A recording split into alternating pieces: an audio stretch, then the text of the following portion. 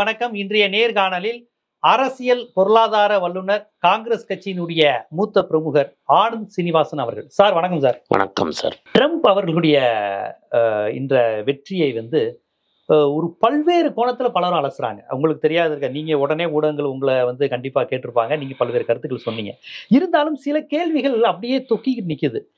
ட்ரம்ப்புக்கும் கமலா ஹாரிஸ்க்குமான வேறுபாடு அப்படிங்கிறப்ப இடதுசாரிகள் ஒன்று வைக்கிறாங்க. எங்களுக்கு 2 பேரும் ஒண்ணுதாங்க, 2 பேருமே கேபிட்டலிஸ்ட். இவங்க என்னதான் நடக்க போகுது, எப்படினாலும் ஆசிய நாடுகளை இவங்க இதாக தான் பார்க்க போறாங்கிற ஒரு பார்வை. இன்னொரு புறம் இல்லைங்க, கமலா வந்தா ஓரளவுக்கு ஆசிய நாடுகள் இந்தியாவுடைய பாலிசி வேற மாதிரி இருக்கும் அப்படிங்கிறது. முஸ்லிம்கள் கொஞ்சம் அச்சுறுத்தப்படுவாங்க ட்ரம்ப் காலத்துங்கிறது. ஐயோ ஒயிட் ரேஸுங்க, வெள்ளை நிறவெறி திருப்பி வந்துருங்க அப்படிங்கிறது. இல்லைங்க, கொஞ்சம் மோடி மாதிரியே ட்ரம்ப் பிஹேவ் பண்ணுவாருன்னு. இப்படி 2 விதமான கலவையான விமர்சனங்கள் வருது.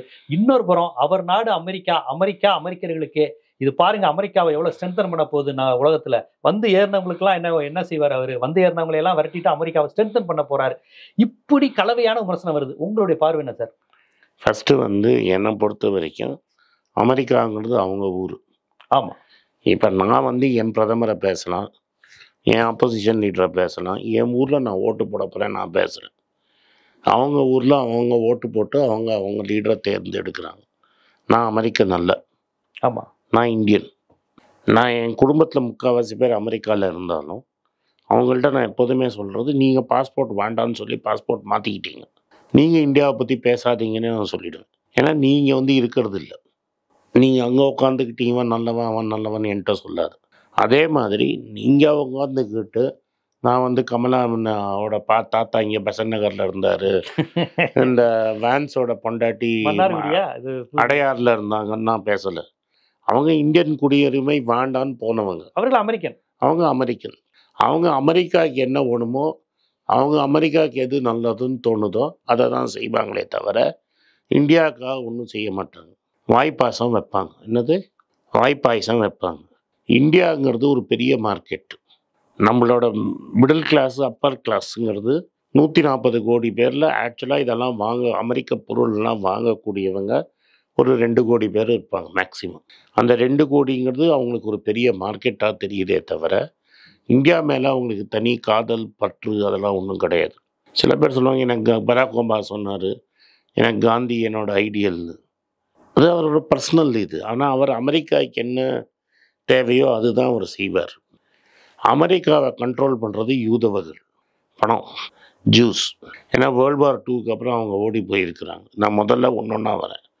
ஸோ ட்ரம்ப்புக்கு யூதவர்கள் சப்போர்ட் இல்லாமல் ஒன்றும் பண்ணவே முடியாது. அதனால் ஃபஸ்ட்டு இஸ்ரேலுக்கு இது ஒரு பெரிய பலம். ஏன்னா இஸ்ரேலும் அமெரிக்காவும் ஜாயிண்ட் அட் த ஹிப்பும்பாங்க, இடுப்புல சேர்ந்த. பைடன் இருந்ததுக்கும் ட்ரம்ப் வந்ததுக்கும் என்ன கூடுதல் வித்தியாசம்? பைடனாவது கொஞ்சம் பயந்து இஸ்ரேல கொஞ்சம் சொல்லுவாரு, வாயாலேயாவது வாய்ப்பாயசமாவது வைப்பாரு. இவர் என்ன சொன்னிட்டே, என்ன வேணா பண்ற நம்பாளுங்கட அடராம், என்ன வேணா பண்ற அடராம்மா. அந்த ஜியோனிசம்ங்கிற கான்செப்ட். ஜியோனிசம்லாம் கிடையாது. இப்போ அவனுக்கு அதெல்லாம் கிடையாது. அவன் கிறிஸ்தவன். அவனுக்கு அவன் பணம், அவன் குடும்பம், அவன் எந்த பொண்ணோட ரிலேஷன்ஷிப் வச்சுக்கலாம், சொக்காயம் மாற்றுற மாதிரி ரிலேஷன்ஷிப்பை மாற்றுவார் அவர். அது அவரே சொல்லியிருக்கிறாரு.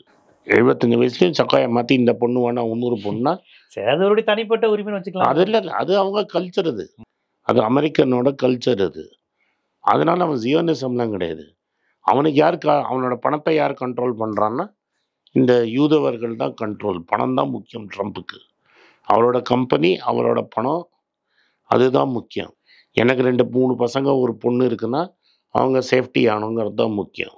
அதுக்கு அவர் எப்படி யூதவர்கள் எப்படின்னா ஆட சொல்கிறாங்களோ, உலகம் ஃபுல்லாக பணத்தை கண்ட்ரோல் பண்ணுறவங்க யூதவர்கள் தான். ஒரு வாட்டி ஹிட்லர்கிட்ட அடி வாங்கிட்டாங்க, இனிமேல் யார்கிட்டையும் அடி வாங்க மாட்டாங்க. அதனால் அவங்களுக்கு நாடு கொடுத்தது இஸ்ரேல். அதனால் அவங்க இஸ்ரேலை தான் சப்போர்ட் பண்ணுவாங்க. இஸ்ரேலோட பொசிஷன் ஸ்ட்ரென்தன் ஆகும். அதனால் அதை எதிரியாக நினைக்கிற ஈரான் அடித்து நொறுக்கப்படும். அப்படியா? டெஃபினட்டாக நொறுக்குவாங்க. ஏதாவது ஒரு சான்ஸ் கிடச்சிதுன்னா எடுத்து அடிப்பாங்க. இல்லை, இவர் வந்தா இந்த போரை நிப்பாட்டிடுவாரு. லெபனான் மீதான தாக்குதல், ஈரான் மீதான தாக்குதல். நீங்க நின்றுச்சா? ஆமா, இவர் இல்லை, பைடன் இப்படி நடத்த தெரியாம நடத்திக்கிட்டு இருந்தாரு. இவர் போரை நிறுத்துவாருன்னு பேசி நாக்கு தானே சார், எப்படி வேணா பரட்டி பேசலாம். இது ஒரு சைடு. இல்லாட்டா இவர் பிரசிடென்ட்டாவே இருக்க மாட்டார். ஏன்னா இவனை விட்டு டார்ச்சர் பண்ணி அந்த யூதவர்கள் வெளில தள்ளிடுவாங்க. சரி, உலகத்தில் இருக்கிற எல்லா யூதவர்களும் சேர்ந்து இவரை வெள்ள தள்ளிடுவாங்க முதல்ல. ஏன்னா பணபலம் தான். இந்த எலெக்ஷனில் மட்டும் $3.5 பில்லியன் செலவு பண்ணியிருக்காங்க. ஒரு பில்லியனுங்கிறது 8500 கோடி. 25,000 கோடி செலவாயிருக்கு இந்த 100 நாளில் அமெரிக்காவில். அந்த 25,000 கோடி இவரை காலி பண்ணுறதுக்குன்னே செலவு பண்ணுவான் அன்னைக்கு. அதனால டெஃபினட்டாக இஸ்ரேலில் தான் சப்போர்ட் பண்ணுவாங்க. இஸ்ரேல் 700 பேரை பலி கொடுத்ததுக்கு ஆல்ரெடி 60,000 பேருக்கு மேலே சாவடிச்சு கொண்டுட்டான். எந்த நாடும் ஐக்கிய சபை யுனைடெட் நேஷன்ஸில் இது வரைக்கும் இஸ்ரேல் பண்ணது தப்புன்னு ஒரு ரெசல்யூஷன் பாஸ் பண்ணவே பண்ணாது. ஏன்னா அமெரிக்கா மற்ற நாடெல்லாம் அதை பிளாக் பண்ணிடும். ஆமாம். ஸோ அதனால இஸ்ரேல் ஐநாங்கிறது அமெரிக்கா சொல்றதான் கேட்கும். உலக நாடுகள் சமாதானம் யூதர்கள் சொன்னதை கேட்கும். யூதர்கள் சொன்னதான் கேட்கும். பணம் பொட்டி அவன்கிட்ட தான் இருக்கு. வேற எந்த நாடும் 50,000 பேரை அடிச்சுட்டு ஒன்றுமே நடக்காத மாதிரி இருக்க முடியாது. இது முதல் டெவலப்மெண்ட்டு. ரெண்டாவது, அவர் யுக்ரைனுக்கு அமெரிக்கா இது ஒரு ப்ராக்சி வார் நடந்துட்டுருக்கு அமெரிக்காவுக்கும் ரஷ்யாவுக்கும். யுக்ரைனை அமெரிக்காவும் யூரோப்பும் சப்போர்ட் பண்ணிகிட்ருக்குறாங்க. அதனால தான் போர் இவ்வளோ இழுத்து இருக்குது. ஆனால் இன்னொரு சைடில் Russia, China, Iran, north Korea சேர்ந்து போர் பண்ணிகிட்ருக்குறாங்க. ஆமாம். இந்த சைடில் அமெரிக்காவும் யூரோப் நாடுகளும் போர் பண்ணிகிட்ருக்கு. இவர் என்ன சொல்கிறார்? படைகள் எல்லாம் சேர்ந்து நான் நேட்டோவுக்கு சப்போர்ட் கொடுக்க மாட்டேன்னு இவர் பேசிகிட்டு இருக்கிறாரு. ஆமாம், ட்ரம்ப். ஆமாம், அது ஒன்று சொல்கிறாங்களே, ட்ரம்ப்புக்கு எதிராக நேட்டோ படைகள் இருக்குங்கிறாங்க. உளவுத்துறை, அமெரிக்க உளவுத்துறையே ட்ரம்ப்புக்கு எதிராக பைடனுக்கு சாதகமா இருக்குன்னு சொன்னாங்க. அதெல்லாம் பேசுறது என்ன வேணா பேசலாம். இவர் என்ன வளரிட்டு இருக்காருன்னா, இது வரைக்கும் யுக்ரைனுக்கு நான் நிறுத்திடுவேன் அப்படிங்கிறாரு. அப்படிலாம் நிறுத்த முடியாது, நிறுத்திடுவேன் அப்படின்னு சொல்றாரு. அப்படி ஏதாவது கம்மி பண்ணார்னா பூட்டினுக்கு அது அட்வான்டேஜ். நிறுத்தினார்னா நிறுத்துவேன்னு சொல்லியிருக்கிறாரு. ஆனால் அதை இதாக மாற்றணும். எது வாயால் பேசினதை கையால் பண்ணி காட்டணும். கையால் பண்ணி காட்டினார்னா அது யுக்ரைனுக்கு ஒரு பெரும் தோல்வியாக வரும், ரஷ்யாவுக்கு ஸ்ட்ரென்தன் ஆகும். ஆல்ரெடி ஜார்ஜியான்னு ஒரு ஊரை இப்போ ஒரு எலெக்ஷன் மூலமாக தூக்கிட்டார். அதிகமாக இருக்கிற ஊர் அதை தூக்கிட்டாரு. அதனால் அங்கே அவர் வீக் பண்ணார்னா எப்படி ஹிட்லரும் ஸ்டாலினும் ஆதிக்கம் யூரோப்பில் செலுத்தினாங்களோ அதே மாதிரி பூட்டின் ஸ்ட்ரென்தன் ஆவார். அமெரிக்கா யூரோப்பை விட்டு வெளில வந்துடுச்சுன்னா அது அட்வான்டேஜ் பூட்டின். பண்ணுவாரா பண்ண மாட்டாரான்னு எனக்கு தெரியாது. ஆனால் பண்ணுவேன்னு மிரட்டி இருக்கிறார். ஆனால் இந்த ஆள் சொன்னது ஒன்று, பண்ணது வேற. அதனால் அடுத்த சைட்லேருந்து துட்டை கொஞ்சம் பொட்டினேன். ஏன்னா இவரோட மினிஸ்டர் எல்லாமே பில்லியனர்ஸ் தான். அமெரிக்காவில் இருக்கிற பெரும் கோடீஸ்வரர்கள் தான் இவரை ஜெயிக்க வச்சுருக்காங்க. எல்லாருக்கும் ஆல்ரெடி பங்கு போட்டுட்ருக்காங்க. எனக்கு இந்த போஸ்ட்டு, உனக்கு அந்த போஸ்ட்டு, என்னோட சிஷ்ய கோடிகளுக்கு இந்த போஸ்ட்டுன்னு இவருக்கு பணம் கொடுத்தவங்களுக்கெல்லாம் இவர் போஸ்டிங் கொடுத்துட்ருக்கிறாரு. ஸோ அந்த பணம் கொடுத்தவன் தான் ஆட்டி வைப்பான். அவன் எது மாதிரி ஆட்ட போகிறாங்க? அங்கே இருக்க அம்பானி அதானி தான். அங்கே இருக்கிற அம்பானி அதானி தான் ஃபுல் அண்ட் ஃபுல் அவங்க தான். லெஃப்ட்டுன்னு சொல்ல அமெரிக்காவில் லிபரல் தான் லெஃப்ட்டும்பாங்க. நம்ம ஊர் இடதுசாரி, அந்த ஊர் இடதுசாரி கிடையாது. அந்த ஊர் இடதுசாரி காங்கிரஸ் கட்சி மாதிரி லெஃப்ட்டு. அது கம்ப்ளீட்டாக வைப்ட் அவுட் இந்த எலெக்ஷனில். 30 வருஷத்தில் வரலாறு காணாத அளவு தோல்வி. அது எப்போதுமே நடக்கும்னா, ட்ரம்ப் போன வாட்டி ஜெயித்தாலும் கிளின்டன் அவங்களோட ஓட்டு நிறைய வாங்கினாங்க. இந்த வாட்டி ஓட்டே ட்ரம்ப் தான் நிறைய வாங்கியிருக்கிறாரு. அதனால இவர் சொன்னதை அந்த பணக்காரங்க பண்ண விடுவாங்களா? ஏன்னா ஜெலன்ஸ்கியும் ஒரு யூதவர். Okay okay. யுக்ரைனோட தலைவரும் ஒரு யூதவர். புதின் யூதர் கிடையாது, பூட்டின் யூதவர் கிடையாது. அதனால நடக்குமா நடக்காதா எனக்கு தெரியாது. ஏன்னா இன்னொரு ப்ராப்ளம் என்னன்னா, நார்த் கொரியா ரஷ்யாலேயும் சண்டை போட ஆள் கிடையாது, யுக்ரைன்லேயும் சண்டை போட ஆள் கிடையாது. அதனால் நார்த் கொரியா பணத்தை வாங்கிட்டு அவங்க ஆள் அங்கே அமைச்சிருக்காங்க ரஷ்யாவில் சண்டை போடுறதுக்கு. அதனால் சவுத் கொரியாவும் இப்போ இந்த போரில் வரும். சவுத் கொரியா எப்பவுமே அமெரிக்கா எதிர்ப்பு தான். America support, north Korea support. அவங்க என்ன பண்ணுவாங்க, இதெல்லாம் கேள்வி இருக்கு. ஆனால் அவர் சொன்னது, நான் யுக்ரைன்லேருந்து ஃபோர்ஸ் எடுப்பேன். இல்லை, ஆனால் இப்போ ட்ரம்ப் குறித்து கடந்த முறை ஒரு வெற்றி பெற்ற போதே ஒரு விஷயம் வந்தது. பைடன் போன்றவர்கள் குற்றச்சாட்டுனது, இவர் ரஷ்யாவுடைய ஆளு, ரஷ்யாவுடைய சப்போர்ட்ல தான் அவர் ஜெயிக்கிறார். ரஷ்யா சப்போர்ட் பண்ணல. ரஷ்யா இந்த ஆளுக்கு இருக்கேன், இவன் என்ன பண்றானே இவனுக்கு தெரியாது. பைடன் போல ஆளு ஜெயிச்சானா ஸ்ட்ராங் பாலிசியா இருக்கும், இவன் ஸ்ட்ராங்கா இருக்காது, இவனுக்கு சுயநலத்துக்கு தான் இவன் வேலை செய்வான்னு இவரை சப்போர்ட் பண்ணாங்க. இப்ப ஜெரோம் பவுல நான் வந்தோடனே முதல்ல தூக்குவேன்னு சொல்லிட்டாரு. இந்த ரஷ்யா ரிசர்வ் பேங்க் கவர்னரை முதல் வேலையா இவரை காலி பண்ணுவேன்னாரு. நேற்று ஜெரோம் பவுல் சொன்னாரு, முடிஞ்சா என்ன தூக்குங்கிறாரு. சண்டை இப்பயே ஆரம்பிச்சிருச்சு. என்ன தூக்க முடியாது, 2026 வரைக்கும் என்ன ஒன்றும் பண்ண முடியாதுன்ட்டாரு. 2026 வரைக்கும் நான் இருப்பேங்கிறாரு. ஸோ 2026 ம். வரைக்கும் இவரால் ஒன்றும் பண்ண இவர் ஆனால் அமெரிக்காவில் இன்னொரு ப்ராப்ளம் இருக்குது. ம். நம்ம மாதிரி 3 டேர்ம் 4 டேர்ம்லாம் ஆக முடியாது. 2 டேர்ம் தான். ஒரு டேர்ம் ஆயிடுச்சு, இது 2வது டேர்மு. இந்த டேர்மில் வீட்டுக்கு போகணும். யார்? ட்ரம்ப்பு. ஸோ இந்த ஜான்வரியிலேருந்து 28 ஜான்வரி வரைக்கும் தான் இவருக்கு பவர். 25லேருந்து 28 வரைக்கும் தான் இவருக்கு பவர். அந்த பீரியட்லேயே இவரை செக் பண்ணுறதுக்கு நிறைய பேர் வருவாங்க, தகராறு நடக்கும். பட் யூரோப்லேருந்து இவர் வெளில போகிறேங்கிறது 2வது பாயிண்ட்டு. இது ரெண்டும் ஆனால் யூரோப்ல இருந்து அமெரிக்கா தனியா போகுங்கிறீங்களா? அப்படி வெளில உலக ஒழுங்கே மாறுமே, வேர்ல்டு ஆர்டரே மாறுமே. அதுதான் இவர் பேசுறாரு. பண்ணுவாரா? ஐரோப்பால ரஷ்யா இருக்கும், ஆனா அமெரிக்கா இருக்காதா? அப்படிதான் அவர் பேசுறாரு.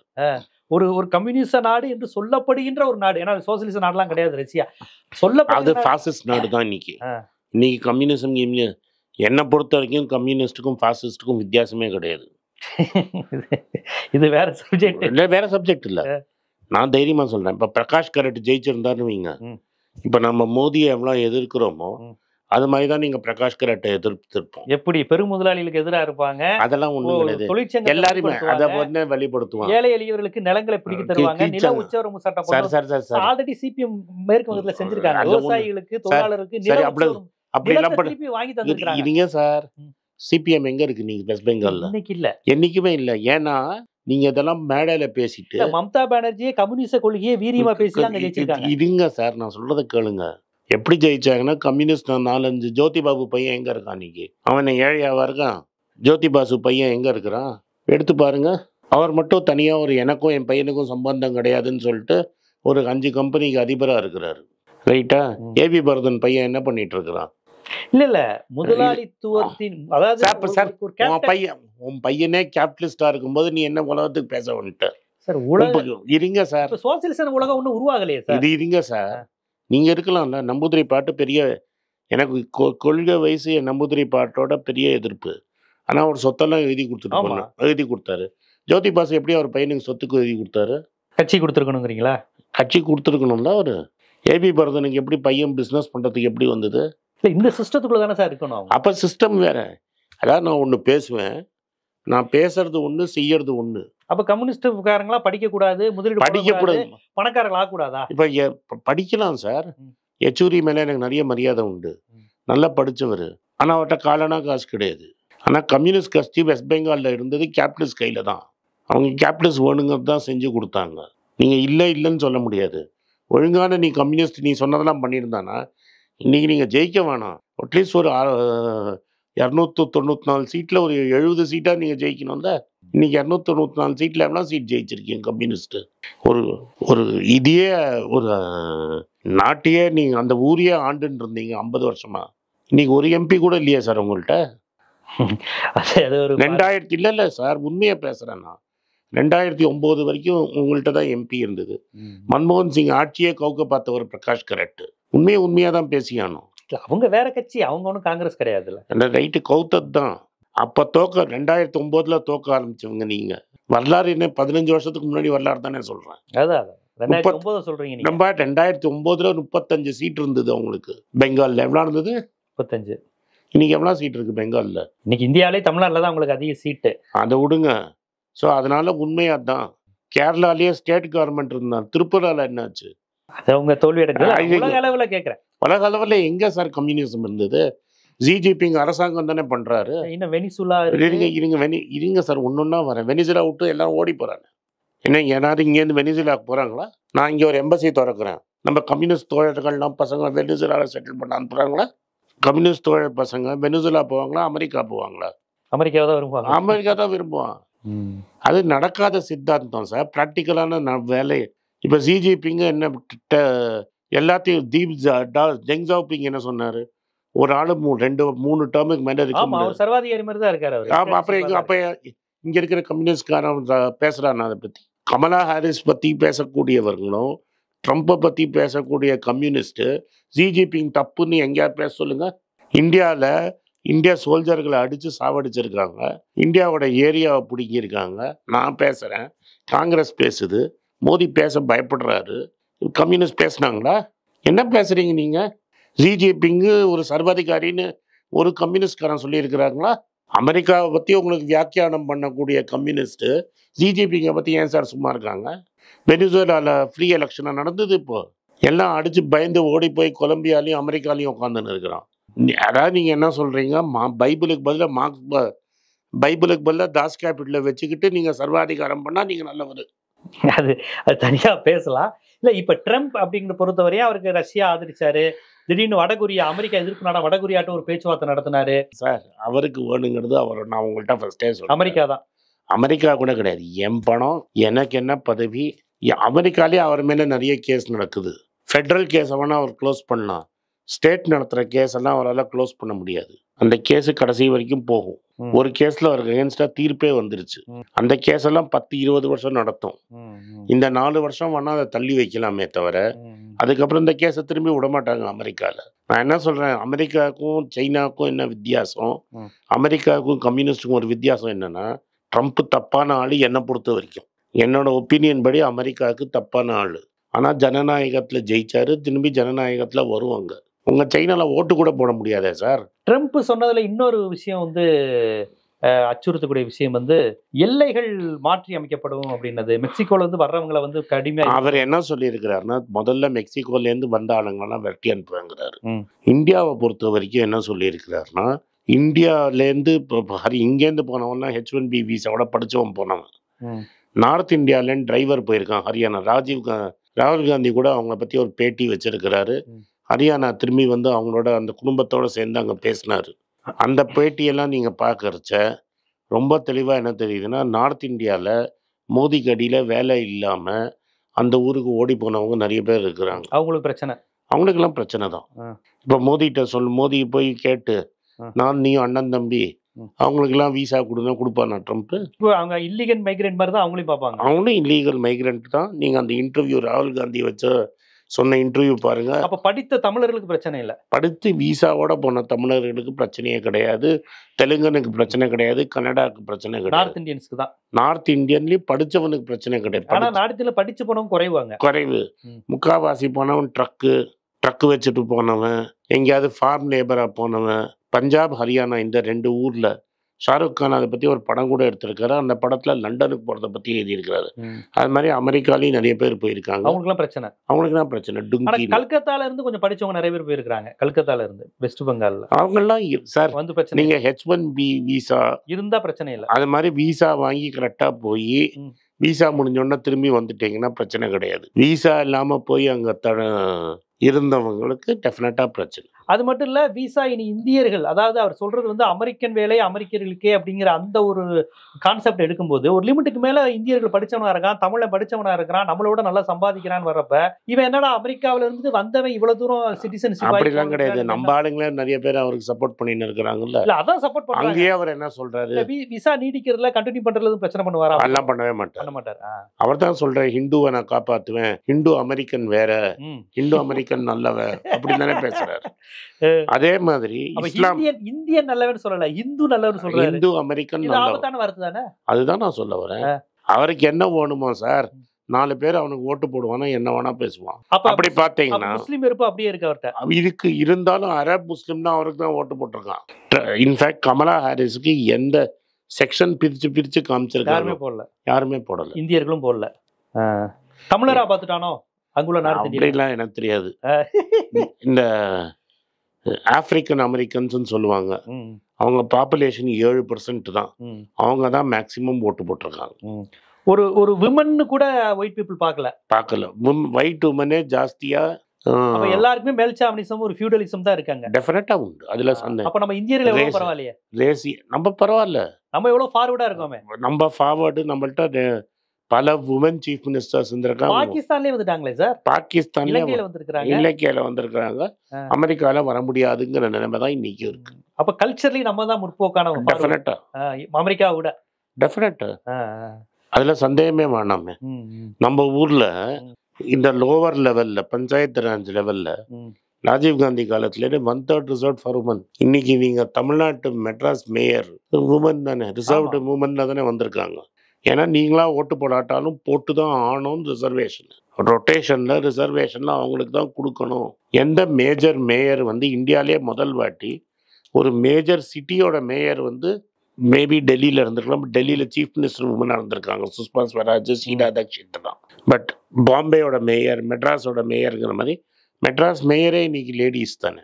கண்டிப்பா அந்த விதத்துல பார்க்கும்போது தமிழ்நாடு, இந்தியா எவ்வளோ, அமெரிக்கா கூட அந்த ஆண் பெண் சமத்துவத்துல பெரிய விஷயம். பெரிய விஷயம். சைக்காலஜிக்கலா ஒரு பெண் தலைமையை நம்ம ஏத்துக்கிறோம். இன்னும் ஒரு பொம்பளை நம்மள ஆள்றதாங்கிற அப்படியே கிடையாது. நம்ம இனமே வந்து லேடிஸுக்கு ஒரு மதிக்கிறது தான்.